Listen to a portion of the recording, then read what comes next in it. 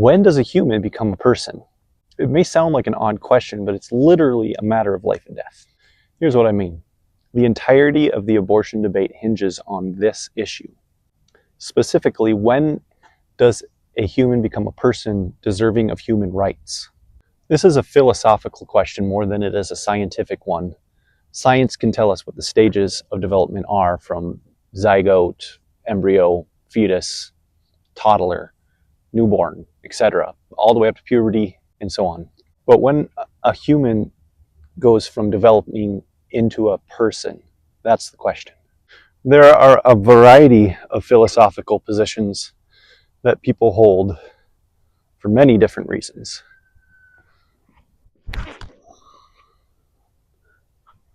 No matter what position someone holds about when a human becomes a person, most people believe it's wrong to end a person's life.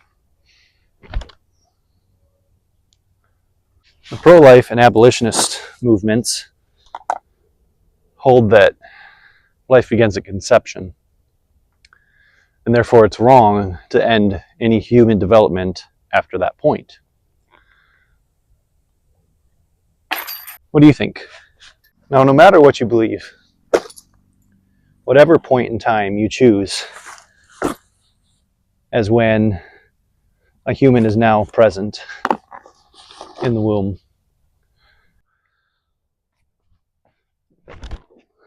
so if the stage that you've chosen for where it's gone to human to person, and if you're off by 1 second, would be murder.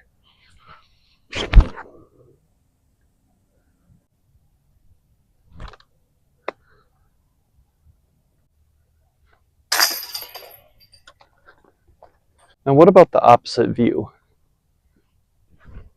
That instead of life and humanity beginning at conception,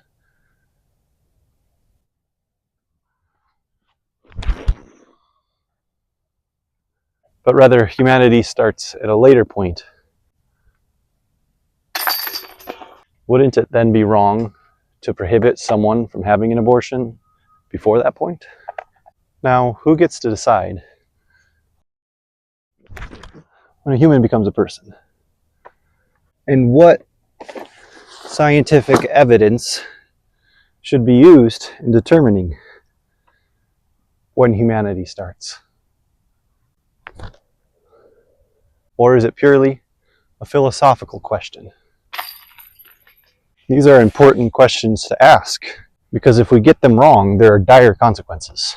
Scientifically, it seems to me that either at conception or at full development is the best argument for humanity's beginning. Anything in between that just seems like a description of the development. Does that make sense?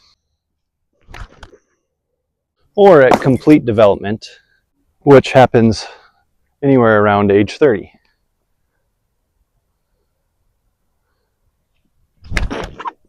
Neither of which answers the philosophical question of when humanity begins.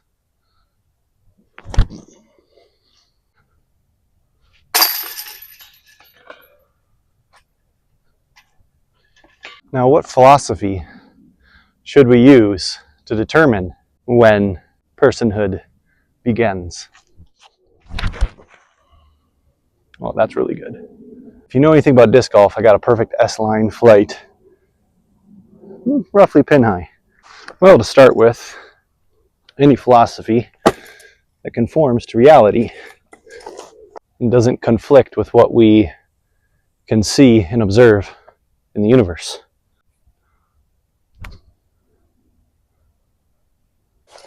That'd be a good start. And with our premise that it's wrong to end a human life, it has to conform to morality.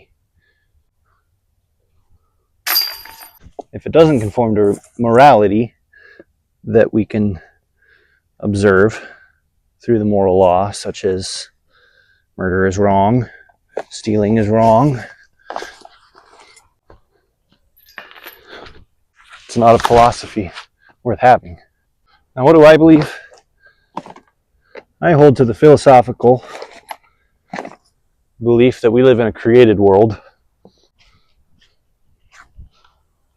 and that we were designed and created by a creator.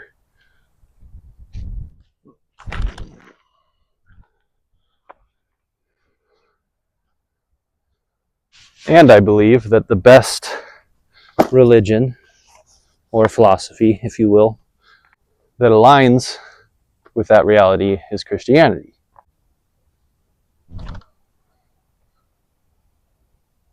And God, as creator, gets to decide when someone is human and deserving of human rights. And that he alone gets to decide the laws of morality. Christianity, of course, isn't the only philosophy or religion that holds this view.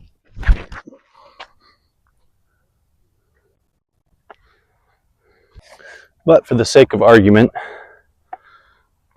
let's use the Christian view.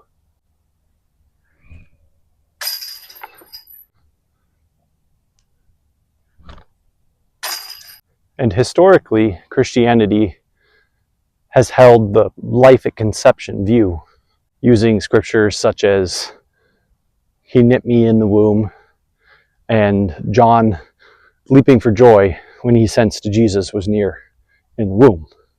So if Christianity is true, and God gets to decide when humanity starts, and morality, so if personhood begins at conception, and murdering is wrong,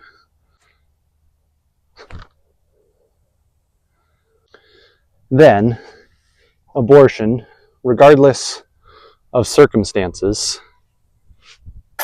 would also be wrong. But then what's the difference between a pro-lifer who holds these views and an abolitionist who also holds these views?